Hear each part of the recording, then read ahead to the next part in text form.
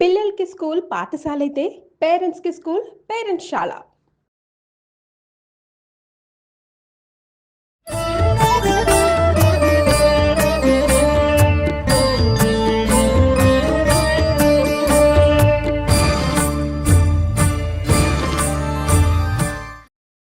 నమస్తే రమగారు. నమస్తే జయ. రమగారు, శ్రావణ మాసం వరలక్ష్మి వ్రతం విశిష్టత, ఎలా చేయాలి, ఏం చేయాలి, ఇవన్నీ కూడా మనం వీడియో రూపంలో మాట్లాడుకున్నాం. అయితే వరలక్ష్మి వ్రతం అనగానే అమ్మవారి అలంకరణ కదండి ప్రధానంగా. ఎన్నో కోకొల్లల వీడియోలు కనిపిస్తూ ఉన్నాయి. కొంతమంది కొబ్బరికాయకే రవికిల ముక్క కట్టుకొని దానికే ముక్కు కళ్ళు అట్లా అన్ని అలంకరణ చేసుకొని ముఖంలాగా పెట్టుకొని చేసుకుంటారు పూజ. ఇప్పుడు ప్రతిమలు వచ్చేసినాయి. అవును, ప్రతిమలను పెట్టుకొని చక్కగా కొబ్బరికాయకే పెట్టుకొని అలంకరించుకోవడం ఒక విధానం. ఇట్లా రకరకాల పద్ధతులు. ఈ కట్టడంలో కూడా ఎన్నో రకాలు వచ్చినాయి రమ్మగారు. ఎవరికి వచ్చిన విధంగా వాళ్ళు అలంకరణ చేసుకొని మెథడ్ వాళ్ళది. అవును, చక్కగా వరలక్ష్మి వ్రతం రోజు పూజ చేసుకుంటూ ఉన్నారు. అయితే గతంలో ఒకసారి మనం చూపించాం కదండి. అవును, పెట్టనది అంటే కలసానికి ఎట్లా మడత పెట్టాలో చూపించాము. కలసానికి చూపించాము. తోరం ఎట్లా ఎన్ని ముళ్ళు వేసుకోవాలి చూపించాము. అవును, ప్రతిమ చేయటం పెద్దగా ఎప్పుడు మనం చూపించలేదు. అందుకే ఈరోజు ప్రతిమ చూపిద్దాము. ప్రతిమకి అలంకరణ ఏ విధంగా చేసుకోవాలి మీరు చేసే విధానం చూపించండి. సింపుల్ గానే, సింపుల్. అందులో పెద్ద హైరాన్ ఏం లేదు. మనం ఈ కొబ్బరికాయకి వెనక భాగం పీచు ఉంటుంది కదా, దానికి కొంచెం ఇంత పసుపు ముద్దని ఇట్లా నొక్కి దానికి కొంచెం ముక్కు కళ్ళు పెట్టి చేసుకోవచ్చు. అది వాళ్ళ ఇంట్లో ఉండాలి ప్రతిమకి. లేకపోతే ఇప్పుడు మనం ఏం చేయొచ్చు, ఒక బిందె, దాని మీద వచ్చింది చెంబు, దాని మీద ఒక కొబ్బరికాయ. ఇప్పుడు ముఖాలు దొరుకుతున్నాయి కదా, చక్కగా అలంకరించిన ముఖాలు దొరికితే ముఖం దాన్ని తగిలితే ఏమీ లేదు, ఒక స్వరూపం కనపడుతుంటే మనకి పూజకి దృష్టి బాగా వెళ్తుంది. దాని అంతే అంతే. ఎంత బాగా అలంకరించుకుంటే అంత బాగుంటుంది. ఇంత ఎత్తున చక్కగా పెద్ద పట్టు చీర కట్టి చేసుకోవచ్చు.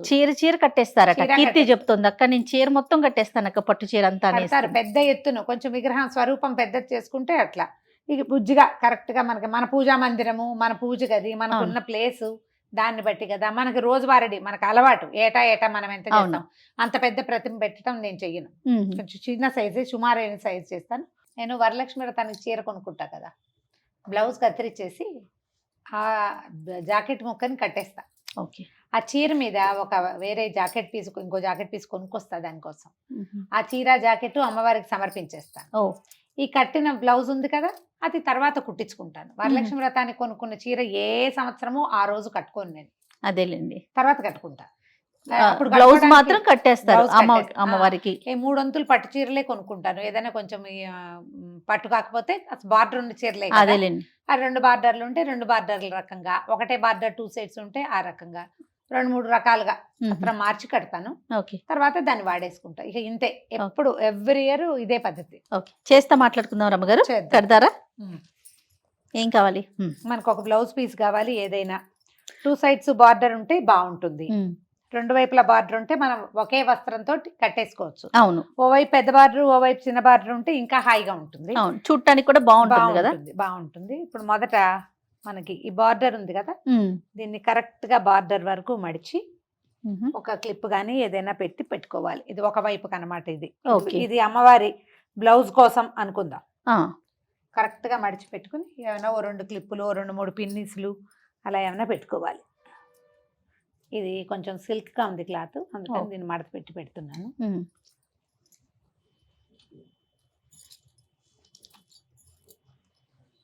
ఇది ఇటు పెట్టేసామా, ఇప్పుడు రెండో వైపు దీన్ని ఆ పక్కకు ఉంచుకొని ముందుగా ఇట్లా పిన్ని పెట్టుకోవాలి రమ్మగారు. అది పిన్ని పెట్టుకుని ఆ పక్కన వదిలిపెట్టేసి దీన్ని ఇప్పుడు మామూలు మనం సన్న కుర్చీ వేసుకుంటాం కదా, చీర కుర్చీ ఎట్లా వేస్తాం, ఇట్లా సన్నటి కుర్చీ పెట్టుకోవాలి. ఓకే. కొంచెం బరక క్లాత్ అయితే మీ మాట వింటుంది, సన్నటి క్లాత్ అయితే కొద్దిగా సతాయిస్తుంది.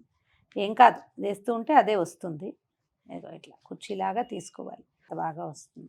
ఇటు పక్కన కొంచెం లాగా పెట్టు. ఇది ఒకళ్ళే చేసేసేయచ్చు, 2-3 సహాయాలు దీనికి అక్కర్లా. అదేలేండి, ఏటా చేస్తూ ఉంటే మనకు అదే అలవాటు అయిపోతుంది. రమ్మగారు, కొంతమందికి అలవాటు ఉండదండి. ఓన్లీ కొబ్బరికాయ పెట్టి అమ్మవారి ముందు ఒక చీర పెట్టుకొని దండం పెట్టుకుంటారు కదా. ఒక క్లిప్ పెట్టు.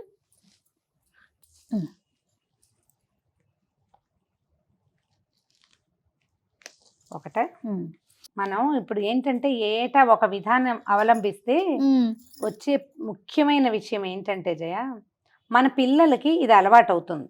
మన సంస్కృతి, మన పద్ధతి నేర్పించాలి కదా. అవునులే. వస్త్రం కట్టడం ఇంపార్టెంట్, నువ్వు అది ఎలా కడతావు, ఇలా ఈ రకంగా కడతావా, దీని బురిగే ఇంకో సింపుల్ గా కడతావా, లేదా లంగా కుట్టేసుకుని మెషిన్ మీద చక్కగా ఇట్లా లంగా ఓ తగిలించుకుంటామా? సంవత్సరం అది కూడా చేసా, ఒకసారి కాదు 2 సార్లు చేశాను అట్లా. నేను ముందు రోజు సాయంత్రమే సూయింగ్ మెషిన్ మీద చక్కగా లంగాలాగా కొలతలు తీసేసి వెనక్కి తాడుపెట్టి ముడేసేయటం, పైనుంచి చక్కగా ఓణి ఓణిగా ఒక రవిక ఒక ఓణి, రవిక గుడికే బట్టను ఇట్లా వెనకాల క్లిప్ చేసి ఓణి వేసాం. అది కూడా చేశాను ఒక సంవత్సరం. ఓకే. మన ఓపిక సరదా. ఆహా, నేను అంటున్నాను అసలు చీర కట్టే అలవాటే లేదు అనుకోండి, ఆ. కానీ ఈ సంవత్సరం పెట్టుకోవాలనిపిస్తే పెట్టుకోవచ్చు అంటారా? పెట్టుకోవచ్చు.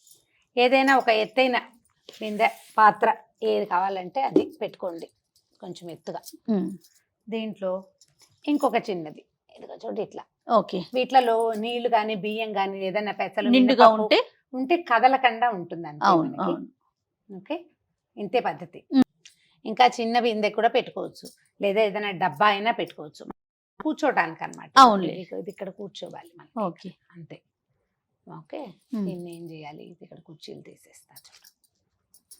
ఇప్పుడు ఇవి కరెక్ట్గా కుర్చీలు పక్క పక్కకి సెట్ అవుతాయో లేదో చూసి పరిచేసేయాలి.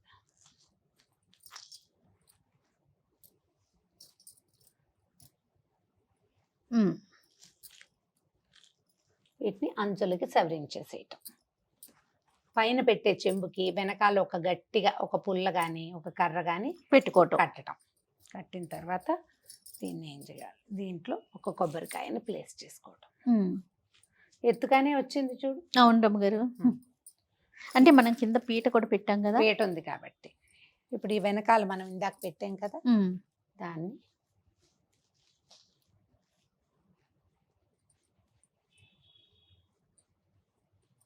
ఇవల్ల అంచులు కనపడకుండా నీట్గా సరిగ్గా చక్కగా సెట్ చేసుకోవటమే. ఇప్పుడు ఈ అంచు దగ్గరకు వచ్చేలాగా పెట్టుకోవాలి. అంతే. ఓకే, ఒకటి ఇక్కడ ఏమైనా పిండి పెడతారా? పెడదాం. మనం ఇది వేసేసుకున్నాక ఈ మడత పెట్టాం కదా, ఆ. ఈ మడతను కొంచెం సరిగ్గా సరి చేసుకుని వేసేసుకోవాలి.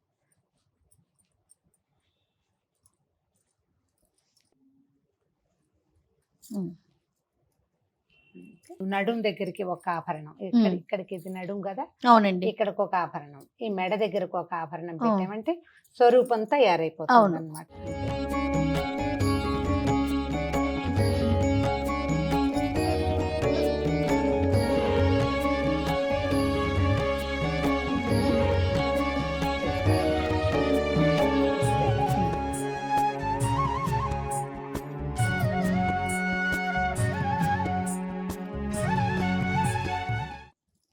మనకి ఇప్పుడు ఇట్లా ముఖాలు దొరికేస్తున్నాయి కదా. అవునండి.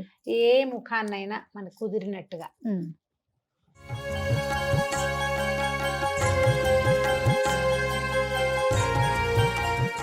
ఇక్కడ నేనేం చేస్తున్నానంటే జయ, ఆ.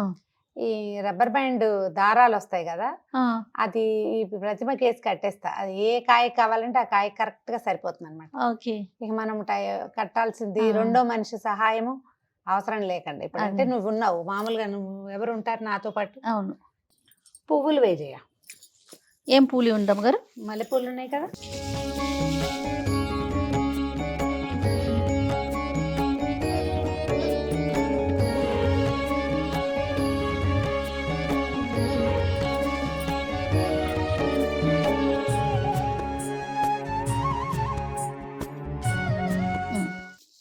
ఏ రకం పువ్వులు మనకు అందుబాటులో ఉంటే అవి ఆ రకం పువ్వులతోటి నింపేసుకోవాలి. అంతే.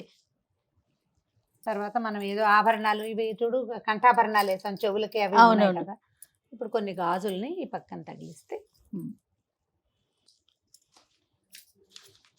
కదపకుండా మనం ఎక్కడ చేసామో అక్కడే ఉంచుకుంటే ఇట్లా సింపుల్ గా చక్కగా అయిపోతుంది.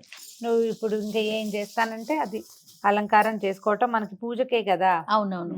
చక్కగా వీటి మీద బాగా నీట్గా చక్కగా పువ్వులు అవి అలంకరించుకుంటే సాయంకాలం పేరెంటాలకి వాటికి బాగుంటాయి.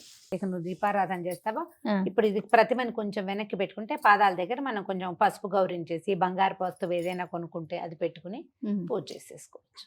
ఇప్పుడు ఇది ఒకటే క్లాత్ తోటి పెట్టాం కదా. అవునండి. 2 వస్త్రాలతోటి కూడా చేసుకోవచ్చు. ఓకే, మన వీలుని బట్టి. మన వేలుని బట్టి. ఈ మన జరి అంచులు ఉంటాయి బ్లౌజులకి, ఒకవైపు కుట్టిస్తామా, అవును, రెండో అంచు అట్టి పెట్టుకుంటాను. ఇది కూడా ఈ పండగలప్పుడు ఓకే, ఒకవేళ ఇలా బార్డర్లు లేని చీర అనుకో, అప్పుడు ఏం చేస్తాను, దాని కింద వస్త్రంగా ఉంచేసి దీన్ని పై వస్త్రంగా వస్త్రం కింద ఇలాంటివి వాడతారు. వాడుకుంటాను అనమాట. మళ్ళీ దీన్ని దేనికైనా మ్యాచింగ్ వాడుకుందాం. ఇంకా ఒంటి మీద పెట్టుకున్నవి కాదు కాబట్టి అవునవును. ఇవి వాడుకోవచ్చు. కావాలంటే అది కూడా ఒకటి చేసి చూపిద్దాం. తప్పకుండా అండి. రెండు వస్త్రాలతోటి. ఇది ఒక రకం, ఇంకొక పద్ధతిలో చేసుకోవాలంటే రకం. ఇంకో పద్ధతి. కానీ ప్రతిమ పెట్టి అలంకరణ పువ్వులు పెట్టగానే అలా వచ్చేస్తుంది. చూడండి రమ్మ గారు, అవును. తల్లి సాక్షాత్ ఇక్కడికి వచ్చి కూర్చున్నారా అన్నట్లు అనిపిస్తా ఉంది కదా. మనుషులైనా అంతే కదా జయ, అంతే నిండుగా కదమ్మా. అలంకరించుకుని ఆ, పువ్వులు పెట్టుకునేసరికి ఆ ఆటోమేటిక్ గా నిండుతనం ఫెస్టివ్ వైబ్ వచ్చేస్తుంది. వచ్చేస్తుంది. అవును, అవును. చూడు ఎంత చక్కగా ముద్దుగా ఉందో. కాపాడమ్మా మమ్మల్ని అందరినీ తల్లి. ఇంకొక రకం చూపిద్దామా? చూపిద్దాం.